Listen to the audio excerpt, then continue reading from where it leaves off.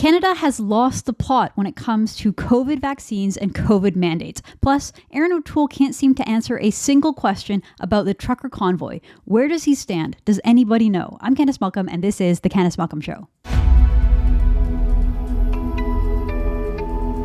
Hi, everyone. Thank you so much for tuning in. So the big story in the country remains the Trucker Convoy. It continues to dominate on social media, and now the legacy media have come around and begun to pay attention to it. Now, this should come as no surprise. Rather than giving it a fair shake, rather than covering it in a fair, neutral way, the legacy media are immediately, they're so quick to demonize and denigrate the unvaccinated truckers, to paint them as some kind of extremist, some kind of threat. They are coming to Ottawa and they're all unvaccinated.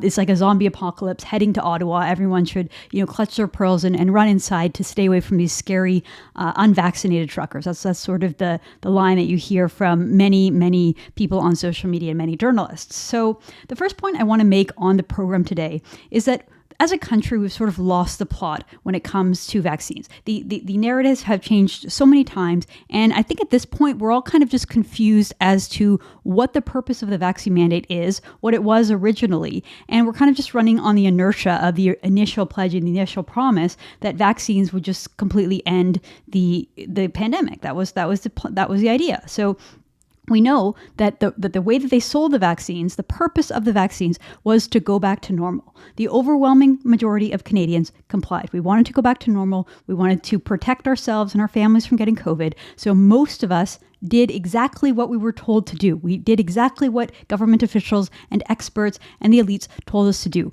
We went out and we got vaccinated, myself included. I went out and I got fully vaccinated. Well, at this point, I think it's pretty clear that we were all lied to. I was lied to, you were lied to, and all Canadians were lied to. We went out and got vaccinated. A remarkable 84% of Canadians are now vaccinated. That's one of the highest in the world. 84% have had at least one dose. 77, as of reading this, are fully vaccinated. So the overwhelming majority, more than 3/4 of the country, did exactly what we were told to. We signed up for a drug because we were told it would get us out of this hellscape that we've been living in for the past 2 years. We were told that we could go back to normal. Now, of course, it wasn't true. The narrative quickly changed after we had gotten vaccinated, and many of us learned that it doesn't actually stop you from getting COVID. It doesn't actually prevent you from getting COVID. It doesn't stop the spread of COVID. It just makes it so that you have a milder version. So the narrative changed from get vaccinated to stop the spread of COVID, and then all of a sudden the narrative was get COVID so that you get a milder version of COVID, a version that won't kill you. If you get COVID and you're vaccinated, you're much less likely to end up in hospital and end up dying. That's the new narrative. Well, hold on a second. If you're young and if you're healthy, then the odds of you dying from COVID are very small. So the vaccine purpose now, we're told, is to keep you from dying. But if you're under 65 and you don't have a major underlying health condition, you probably weren't going to die from COVID anyway.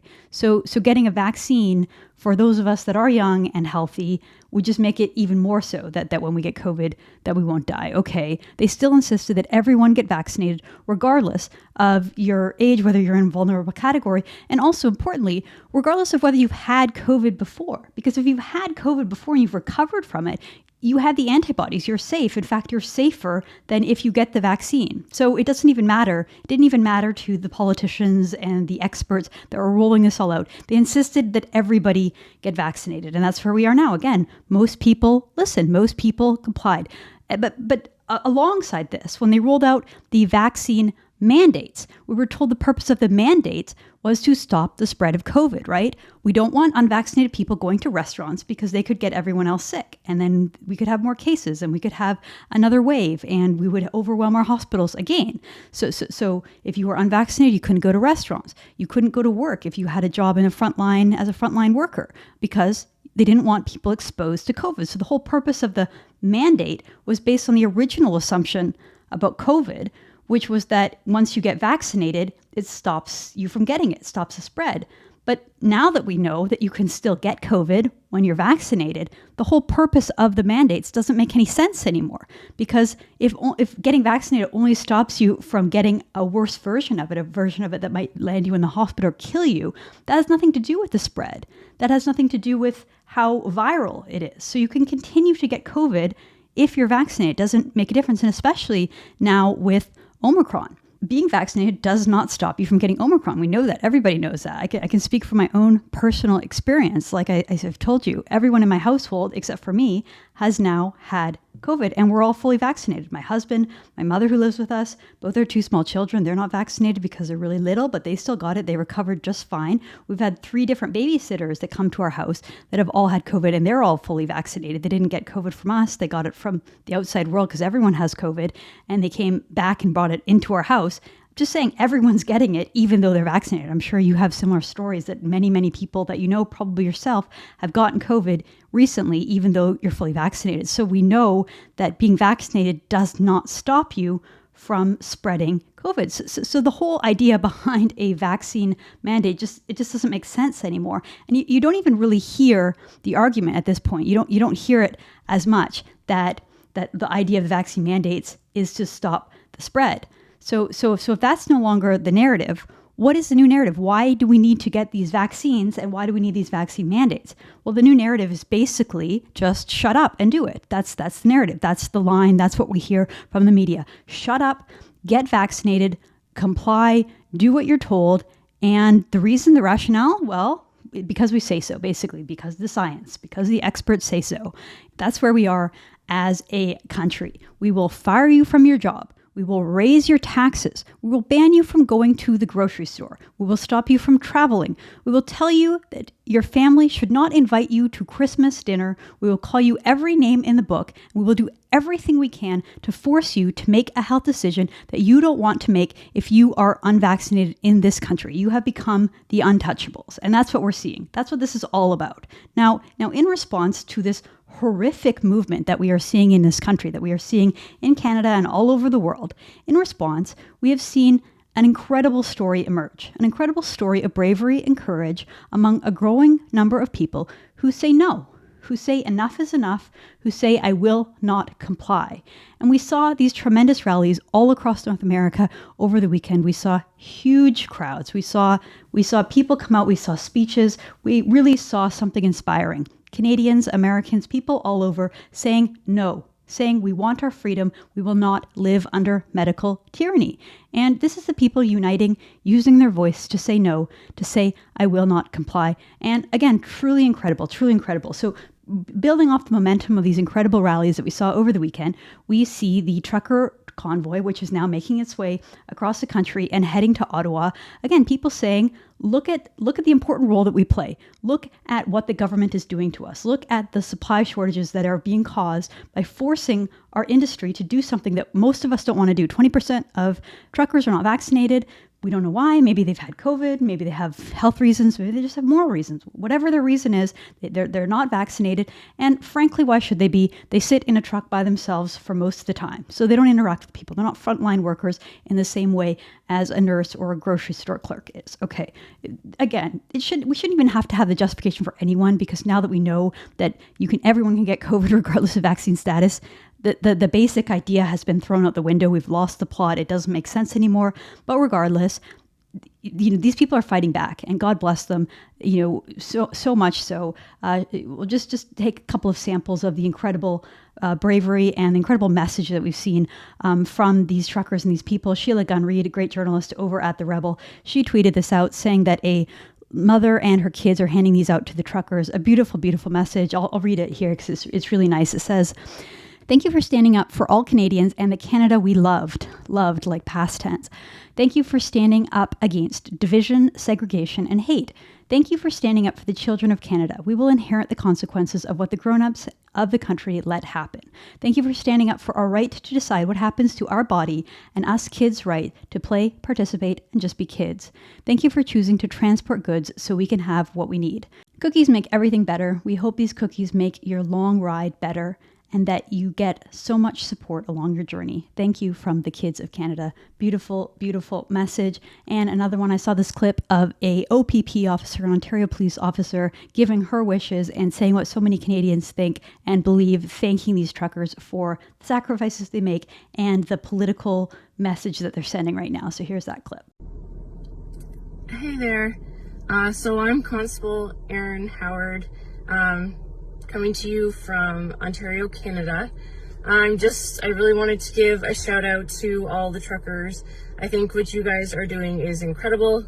You're fighting for our rights and freedoms. And right now it feels like we're a little bit at war and those rights and freedoms are at stake. So you guys are honestly true heroes. What you're doing is just incredible. I will be in Ottawa when you guys roll in. I'm going to be speaking on behalf of Police on Guard, and we are thrilled and honored to be able to be there.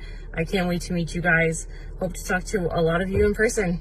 Anyway, just wanted to give you guys a shout out and some support, and keep rolling, and we'll see you in Ottawa. And you know, it is incredible to see, and I will just say it gives me some hope for the country. Sometimes you feel like, wow, Canada's going down a dangerous and dark path, and then you see people coming together. You see these truck convoys. You see the sheer numbers of people welcome them in cities. You see, you know, these rebel reporters out there doing a great job reporting. Lots of independent reporters telling the other side of the story, getting great footage, getting great interviews, and it really is inspiring. It's great to see. Now, on the flip side, the contrary is, of course, the legacy media is doing its best to delegitimize these voices, to denigrate and to demonize, doing the exact same thing that they always do to make people who oppose a vaccine mandate seem like they're fringe and they're crazy and that they don't represent the core values of Canada. They paint them as anti-vaxxers, even though there's obviously an important distinction between someone who opposes a vaccine mandates, opposes forced segregation, opposes the scapegoating and all the things that are happening in our society,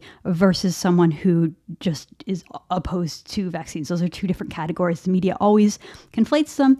And when it comes to Erin O'Toole, this is what I want to focus on as well in this show, is the media are going to try to set him up. The media love to do this to conservative leaders. They love to try to kind of play a game of gotcha. They want Erin O'Toole to come out in support of the truckers so that they can say, aha, got you.